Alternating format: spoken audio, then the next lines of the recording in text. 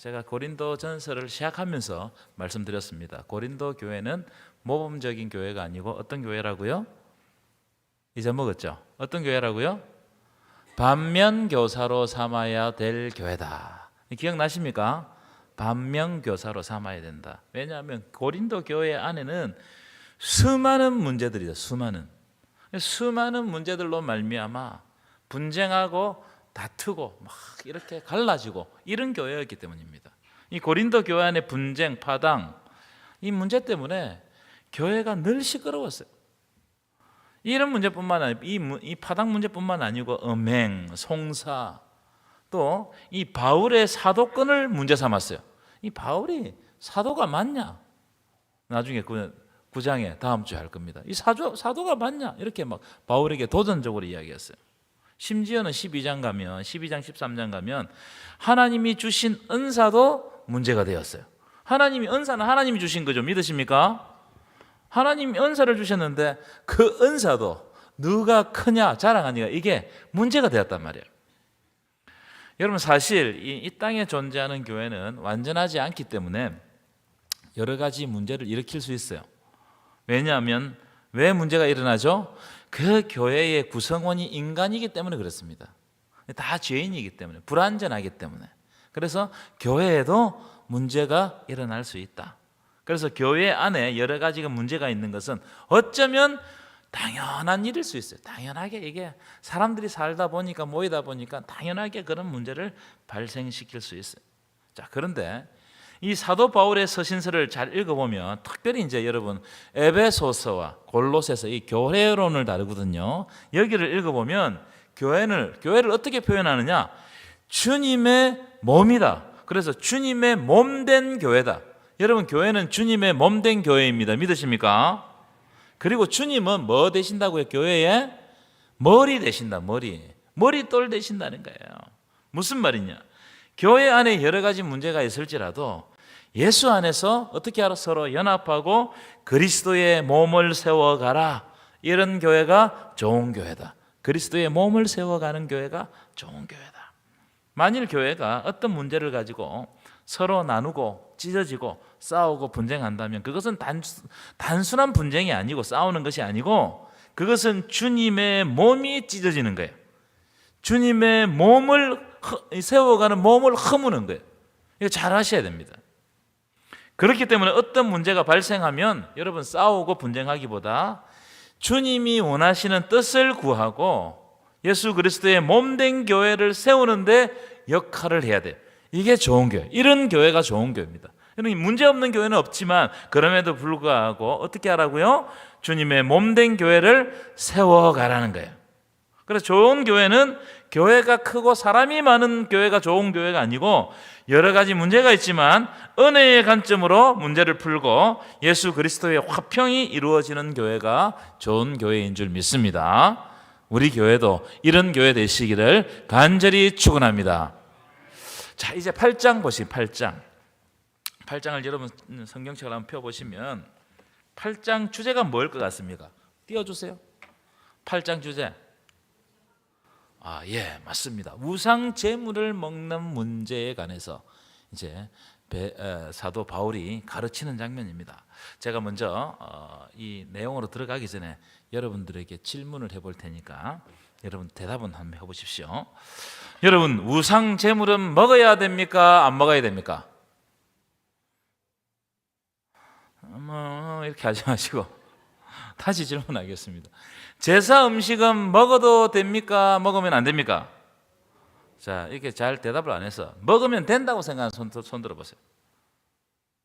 좀 제법 계시네요. 그럼 먹으면 안 된다고 생각하는 손 들어보세요. 자, 그러면 이제 안 드신 분 내가 다 기억해놨어요. 그럼 먹든지 말든지 자기 마음대로 해야 된다고 생각하는 손 들어보세요. 내 마음대로 해도 된다. 그럼 여러분 다른 분들 뭐예요 지금? 그리고 그 말을 했잖아요. 제가 지금 먹어도 되고 안 먹어도 되고 자기 마음대로 해도 된다 이 말을 했잖아요. 그럼 손 드세요, 권사님. 저는 어릴 때 어떻게 교육받았냐면은 먹지 말라라고 교육받았을 뿐만 아니고 만지지도 말라, 쳐다보지도 말라. 저는 그렇게 교육을 받았어요. 그렇게. 옛날에 저희 집도 예수 믿기 전에는 제사를 지냈거든요. 제가 그 제사 지내는 장면들을 제가 어릴 때 좀 본 것 같아요.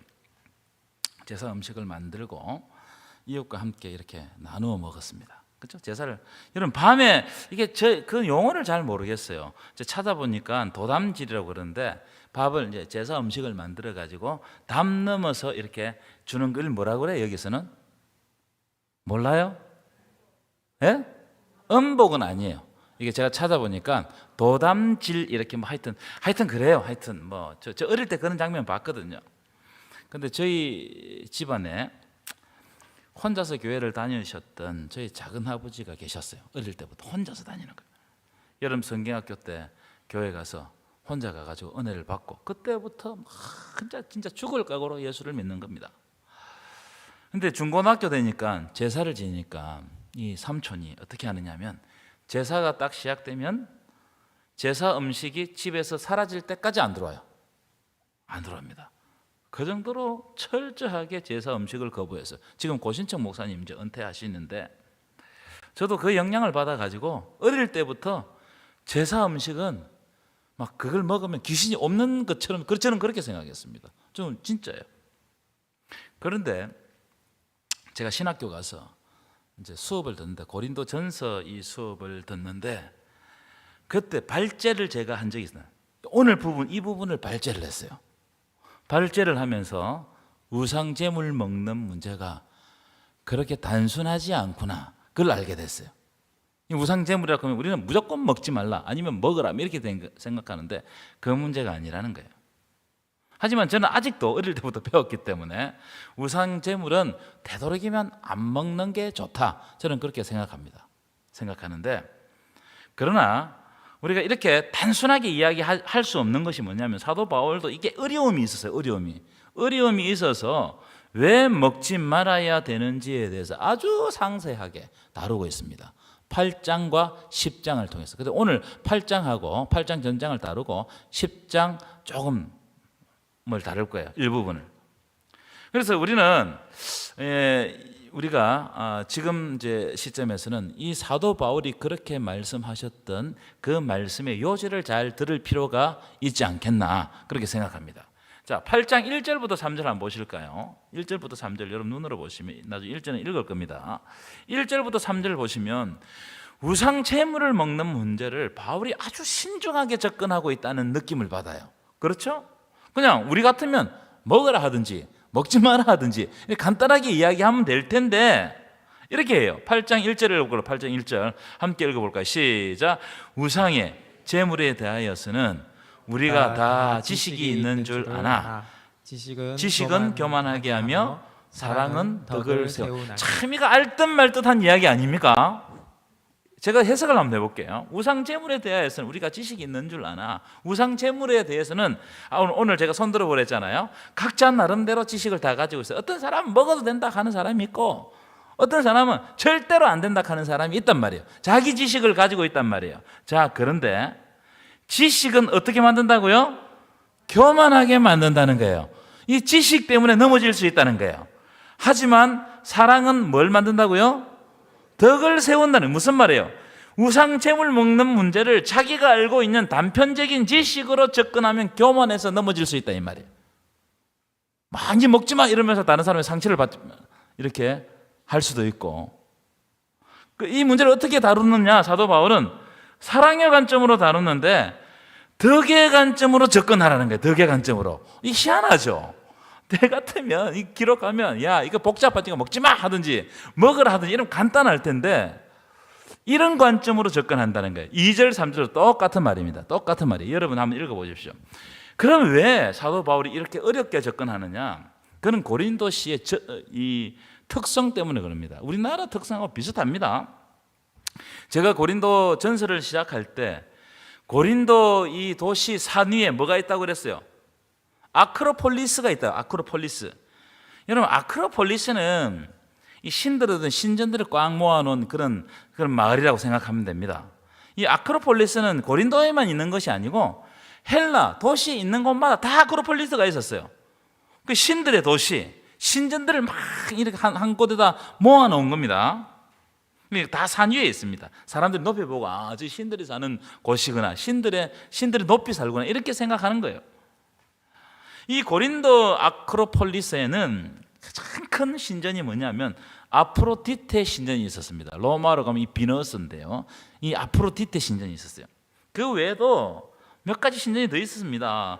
테르메테스 신전, 헤라클레스 신전. 제가 이렇게 찾아보니까 몇 가지인지는 나와 있지만 한 열 몇 가지가 있더라고요. 하여튼 이 아크로폴리스 안에 막 신전들이 가득 차 있었습니다. 그런데 이제 문제는 여기서 발생합니다. 고린도 시장에서는 앞에서 말한 아크로폴리스에서 우상에게 지낸 제사 지낸 음식을 가져와서 유통했어요. 그러니까 시장에서 뭘 사고자 하면 그게 다 무슨 음식이라고요? 우상 음식이란 말이에요. 특별히 고기는 다 갖다 바쳐, 다 갖다 바쳤다가 내려오니까 윈윈하는 겁니다. 시장에서도 시장이 활발해지고, 이게 시장에서 사니까 아크로폴리스 신전에는 돈이 많이 가고, 하여튼 이게 윈윈하는 거예요. 이런 환경이다 보니까 예수 믿는 사람들이 이게 먹을 게 없어요. 그래서 우상의 재물을 안 먹을 수가 없는 상황까지 이른 거예요. 도시 전체가 막 다 그러니까. 그래서 이제 사람들마다 다 생각이 다르지 않습니까? 어떤 사람들은 우리가 아까 먹어도 된다는 사람 아까 손 들어보세요. 먹어도 된다는 사람 손 들어봐요. 그런 사람은 박재수 선생님 손을 안 들면 내가 기억하고 있는데 그러니까 이분들은 뭐 음식인데 뭐 어떻노? 그래서 사 먹자 이거죠. 그래서 사 먹었어요. 또 어떤 사람은 아까 먹으면 안 된다는 사람 어디 있었어요? 네, 우리 박무학 장님 절대로 안 된다, 그거 먹으면 큰일 난다, 귀신 든다, 이렇게. 귀신 든다는 말은 제 말입니다. 장로님 말씀이 아니고. 이렇게 이야기할 수도 있었단 말이에요. 이게 충돌하니까 교회 안에서 우상 제물을 먹는 것이 정당한가, 이 질문이 딱 대두된 거예요. 이것 때문에 이 이야기를 왜 길게 하겠습니까? 이것 때문에 옥신각신 싸우고, 이것 때문에 분쟁의 요소가 있기 시작한 거예요. 어떤 사람 먹어도 된다 그러고, 어떤 사람 안 된다 그러고. 왜냐하면 이제 고대 사람들의 생각에는 이런 생각이 있었습니다. 우리도 좀 그런 생각할 텐데, 우상에 바쳤던 음식을 먹으면 그 우상을 섬기는 것으로 간주했죠. 그죠? 우리가 옛날에 제사 음식을 안 먹는 것은 음식 자체이기 때문 아니고, 그걸 먹으면 내가 제사를 지낸다고 생각하기 때문에 안 먹는 거 아니에요. 그런 생각을 가지고 있었어요. 이게 신학적으로 옳다 마다는 조금 이따 말씀드릴게요. 예를 들면 성경에도 그런 장면이 있습니다. 다니엘과 세 친구, 그렇죠? 이 다니엘과 세 친구가 느부갓네살이 주는 왕의 음식을 거절한단 말이에요. 이 왕의 음식은 뭐예요? 마르둑 신에게 바쳤던 음식이에요. 그러니까 이 음식을 먹는 거는 단순히 음식을 먹는 게 아니고 마르둑을 섬기는 것을 의미하는 겁니다. 그러니까 다니엘이 죽을 각오를 하고 어떻게 했다고요? 그걸 거부하는 거예요. 이런 성경적이고 역사적인 이야기가 있는 거예요. 자, 그런데 고린도에 사는 이 그리스도인들의 문제는 뭐냐면, 고린도에 유통되는 모든 음식이 다 신전에 바쳐졌다가 시장으로 내려오기 때문에, 그러니까 그리스도인들이 안 먹을 수가 없는 거예요. 먹지 않을 수가 없단 말이에요. 그래서 사도 바울은 이 문제를 네가 아는 지식적으로 접근해서는 안 된다는 거예요. 지식적으로 접근하면 너희들 지금 서로 나눠가지고 막 싸우고, 막 안 그래도 교회가 복잡한데 그것 때문에 싸우면 어떡하겠냐는 거예요. 이건 어떤 관점으로 접근해야 된다는 거예요? 아까 말씀드렸죠? 사랑의 관점으로, 덕의 관점으로 접근해야 된다는 거예요. 1절 보십시오. 우상 제물에 대해서는 우리가 다 지식이 있지만, 지식은 교만하게 만들 수 있잖아요. 서로 싸우게 할 수 있잖아요. 그래서 어떻게 해요? 사랑은 덕을 세운다는 거예요. 이해하셨어요? 이해하시면 고개를 끄덕끄덕 해보십시오. 그렇게 되는 겁니다. 그래서 이제 사도 바울이 본격적인 가르침을 주는데 4절 볼까요? 4절부터 6절까지 우리 한번 읽어보도록 하겠습니다. 4절부터 6절까지 시작. 그러므로 우상의 제물을 먹는 일에 대하여서는 우리가 우상은 세상에 아무것도 아니며 또한 하나님은 한 분밖에 없는 줄 아노라. 비록 하늘에나 땅에나 신이라 불리는 자가 있어 많은 신과 많은 주가 있으나, 그러나 우리에게는 한 하나님 곧 아버지가 계시니 만물이 그에게서 났고 우리도 그를 위하여 있고 또한 한 주 예수 그리스도께서 계시니 만물이 그로 말미암고 우리도 그로 말미암느니라. 아멘이십니까? 여러분, 이 말씀은 사도 바울이 일부러 앞에 전면에 딱 등장시켰어요. 이 말씀이 가장 중요해요. 이 말씀은 매우 신학적인 말씀이고 우상 제물을 보는데도 아주 중요한 털거리로서 보는 말씀일 수 있어요. 아주 중요한 말씀입니다. 이 그리스도인들은 이 말씀 4절에서 6절 말씀을 딱 마음에 심어야 돼요. 여러분, 세상에는 신이 하나님 한 분밖에 없음을 믿으십니까? 다시 한 번 더. 세상에는 신이 하나님 한 분밖에 없음을 믿으십니까? 그럼 다른 모든 세상에 있는 하나님 빼고 다른 신들은 뭐예요? 사람이 만든 우상이라는 거, 우상. 그러니까 신이 아니라는 거예요. 여기 출발부터 시작하는, 여기서. 그래서 4절 보십시오. 우리가 우상은 아무것도 아니며 하나님은 한 분밖에 없는 줄 아노라. 비록 하늘에나 땅에나 신이라고 불리는 자가 있어 많은 신과 많은 주가 있으나 참신은 하나님 한 분밖에 없다는 거예요. 그렇죠? 모든 만물이 그로 말미암아 만들어졌고 우리도 그로 말미암아 있느니라. 그렇기 때문에 그리스도인들은 살아계시고 모든 만물을 창조하신 참신이신 하나님을 믿기 때문에 우상에 얽매이지 않는다는 거예요. 여러분, 우리는 우상에 얽매이지 않음을 믿으십니까?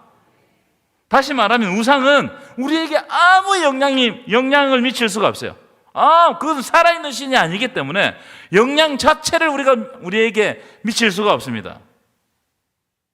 하나님만이 참신이며 살아계시고 역사하는 하나님이시다는 거예요.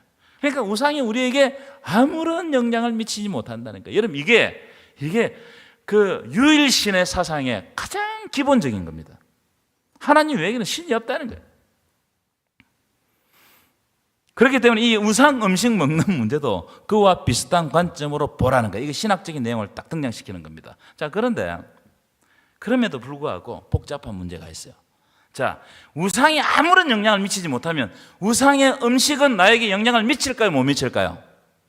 다시 한 번 더 대답을 안 하셔서 다시 우상이 나에게 아무런 영향을 미치지 못해요. 그는 거짓신이고 신 자체가 아니기 때문에. 그러면 우상의 제물도 영향을 미칠까요? 안 미칠까요? 안 미치죠, 그죠? 안 미친단 말이에요. 자, 그럼에도 불구하고 복잡한 문제가 등장합니다. 이게 7절, 8절 말씀인데 이게 쉽지 않아요. 왜냐하면 문화 속에 깊이 서려 있기 때문에. 자, 7절, 8절 읽겠습니다. 시작. 그러나 이 지식은 모든 사람에게 있는 것은 아니므로 어떤 이들은 지금까지 우상에 대한 습관이 있어 우상의 제물로 알고 먹는 거로 그들의 양심이 약하여지고 더러워지느니라. 8절 시작. 음식은 우리를 하나님 앞에 내세우지 못하나니 우리가 먹지 않는다고 해서 더 못 사는 것도 아니고 먹는다고 해서 더 잘 사는 것도 아니니라. 여러분, 이해되십니까? 사람들에게 특별한 습관이 있는 거예요. 이게 종교적인 습관이 있어요. 모든 사람들이 다 하나님에 대한 이런 우상은 아무런 나에게, 우상의 음식도 아무런 나에게 영향을 못 미친다, 이런 생각을 가지고 있는 것이 아니고 어떤 사람들은 특별한 습관이 있는데 우상 제물을 먹는 것은 우상을 섬기는 것과 똑같은 인식이 오랫동안 문화 속에서 내려왔다는 거예요. 그러니까 어떤 현상이 생기느냐, 그 음식이 우상의 음식이라고 그러면은 그걸 먹으면서 내 마음에 뭔가 깨름칙한 게 일어나 버린 거예요. 깨름칙한 게. 그 현상을 사도 바울은 어떻게 표현하느냐 하면은 7절 마지막에 내가 파란 글씨로 써놨죠. 양심이 약하여지고 더러워진다고 표현했어요. 자꾸 깨름칙하는 거야. 이거 먹어도 되나? 이거 먹고 내가 귀신 들리지 않을까? 이거 먹고 내가 잘못되지 않을까? 이런 깨름칙함이 있단 말이에요. 다시 말하면 자기 양심에 이걸 먹으면 안 되는데 하면서 먹는 거예요. 그건 옳지 않다는 거예요. 그렇게 하지 말라는 겁니다. 우리가 먹지 않는다고 해서 더 못 사는 것도 아니고 이걸 한 개 더 먹는다고 해서 내가 잘 살고 건강해지는 게 아니라는 거예요. 우리의 본질을 바꿀 수 없다. 그런데 양심에 끓이끼면서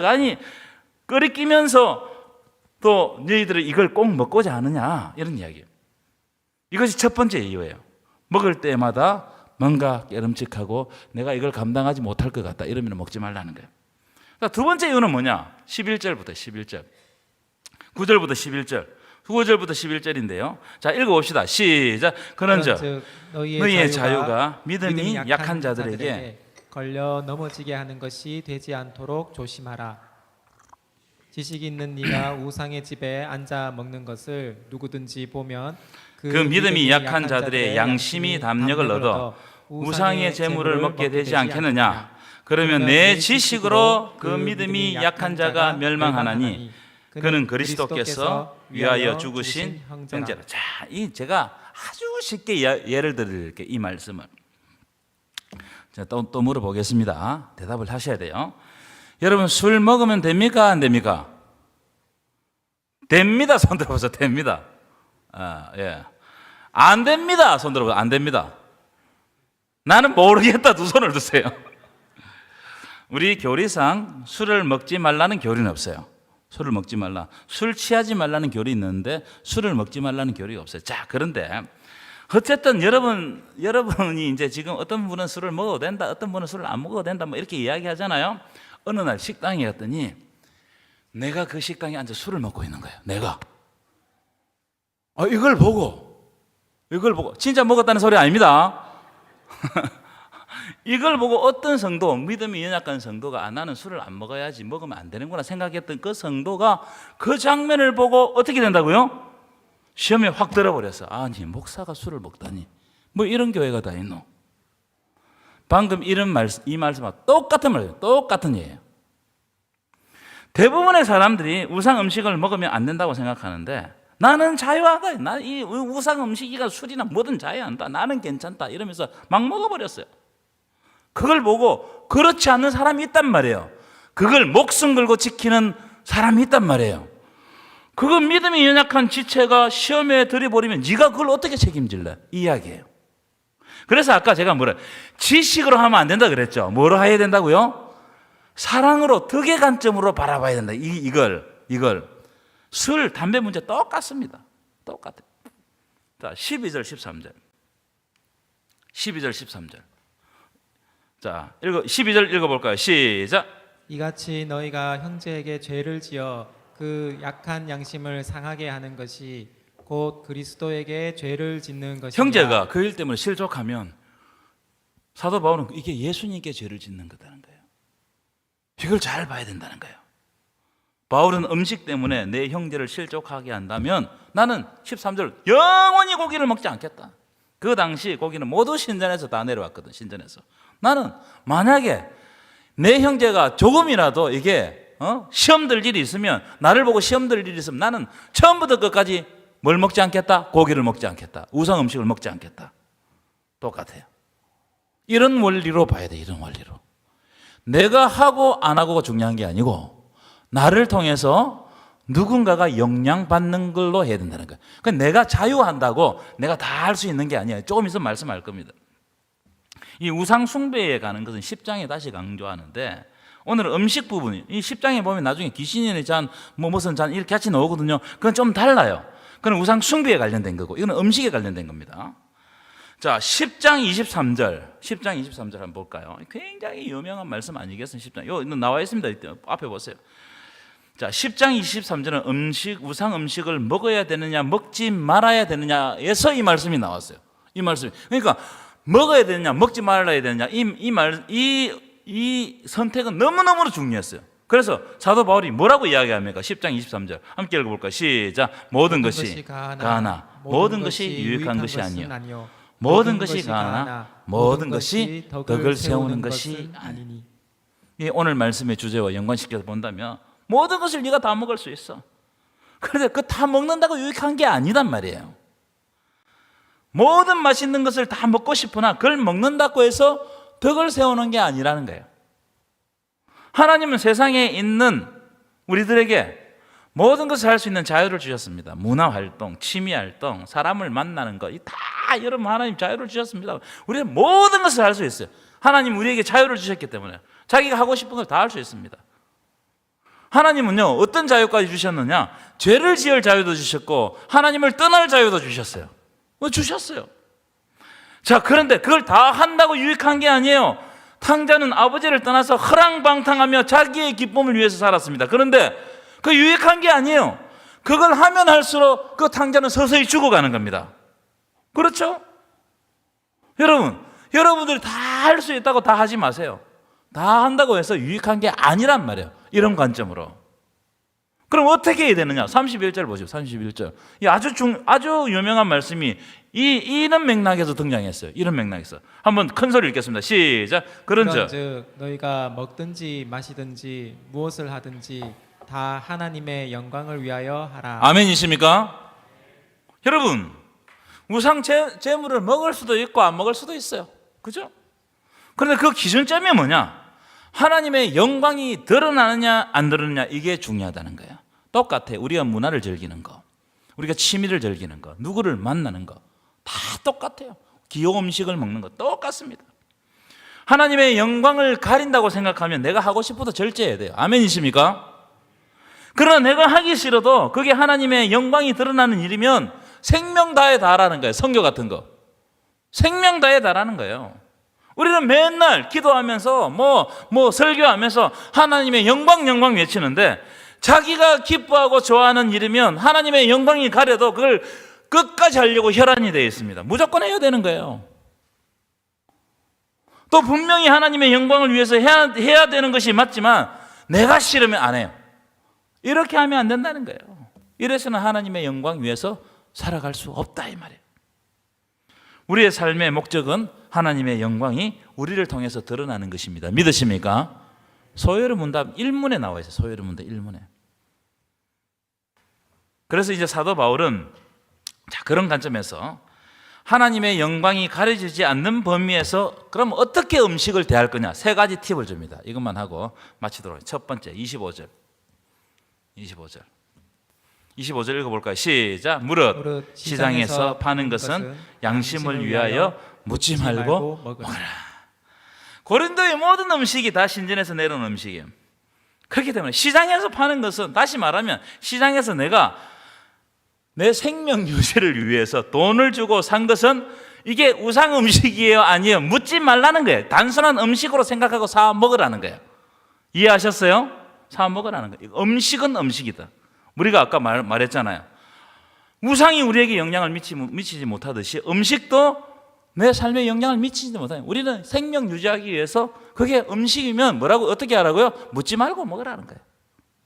가족의 생명을 위해서. 자, 그런데 27절 보고 27절 읽어볼까요? 시작. 불신자 중에 누가 너희를 청할 때 너희가 가고자 하거든 너희 앞에 차려놓은 것은 무엇이든지 양심을 위하여 묻지 말고 먹어라. 이거 두 번째 27절은 뭐냐? 만약 불신자와 관계가 있잖아요. 불신자와 관계가 가는데 고린도는 다 우상 음식이에요. 그 불신자가 나를 좋은 사람으로 초대해가지고 음식을 베풀어 줬는데 거기 가가지고 이게 우상의 음식입니까? 물어보면 된단 말이에요, 안 된단 말이에요? 그렇게 하지 말라는 거예요. 음식은 음식이다. 네가 불신자와 관계를 해야 전도할 거 아니냐. 그렇죠? 불신자와 전혀 관계없이 사람하고 음식도 안 먹고 뭐 차도 안 마시고 이러면서 어떻게 그 사람을 만나서 하나님의 복음을 전할 수 있냔 말이에요. 그 불신자가 내온 음식은 음식이니까, 너와 내 사이를 가깝게 만드는 음식이니까 어떻게 하라고요? 그냥 묻지 말고 이것도 먹으라는 거예요. 그게 마음에 끓이김에 가릴 필요가 없어. 자, 그러면 세 번째, 우리가 가장 궁금한 겁니다. 죄송합니다. 세 번째 28절입니다. 시작.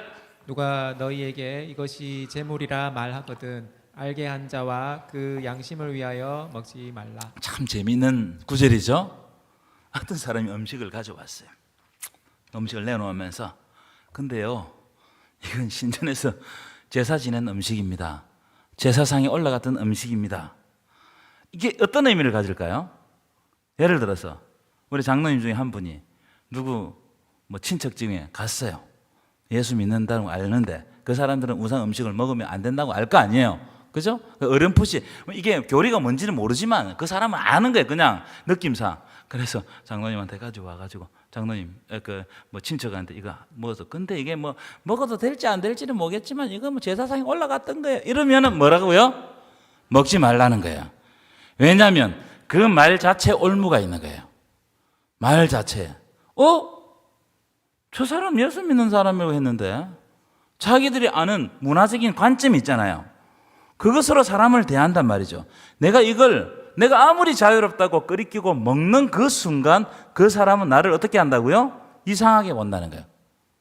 이것도 못 지키면서 뭐 예수 믿는다고 하냐고 이렇게 한다는 말이에요. 그렇게 되면 내가 먹으면서도 그 사람이 주면서도 서로 양심의 끄리낌을 받는다. 그거 같으면 먹지 말라는 거예요. 술, 담배 문제도 마찬가지입니다. 술도 누가 내가 장로인 줄 아는데, 내가 목사인 줄 아는데, 그래도 뭐 이런 분위기에서는 한잔 해야 안 되겠습니까? 이렇게 내놓잖아요.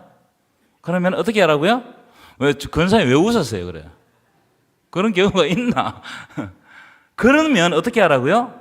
그 사람이 내가 그리스도인으로서 많은 사람들이 검주하고 그거에 대해서 경건 생활을 할 줄 알기 때문에 그것을 먹어서는 안 된다는 거예요.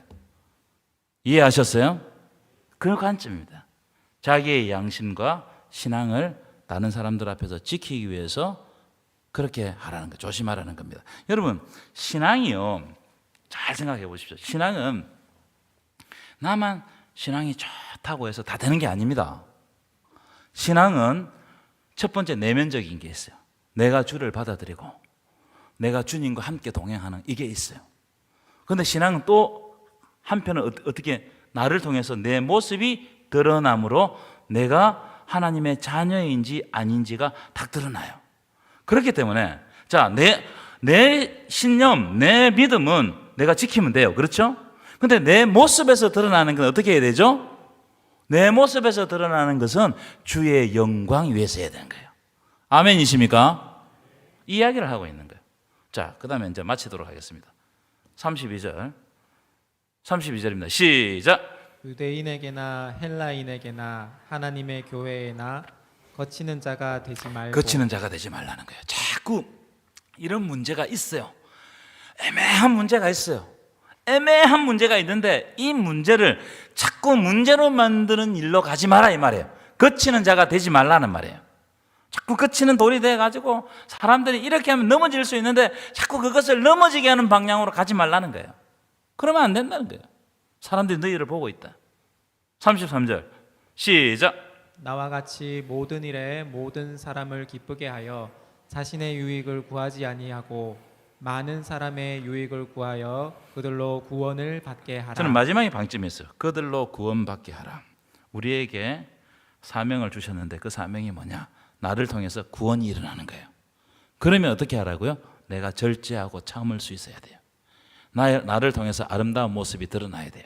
많은 사람들이 끄리끼고 많은 사람들이 저래 안 했으면 좋겠다 이런 모습들을 자꾸만 내 삶 속에서 깎아 나가야 돼요. 그래서 신앙생활은요, 자기의 모난 부분을 하나님의 말씀으로 자꾸 배워 나가는 거예요. 그래가지고 누구 닮은 예수님 닮은 사람으로 자꾸 조금씩 성장해 가는 겁니다. 이 문제도 그렇게 봐야 된다. 아까 지식적으로 보지 말고 뭐로 보라고요? 그래서 사랑의 관점으로 덕으로 행하라는 거예요.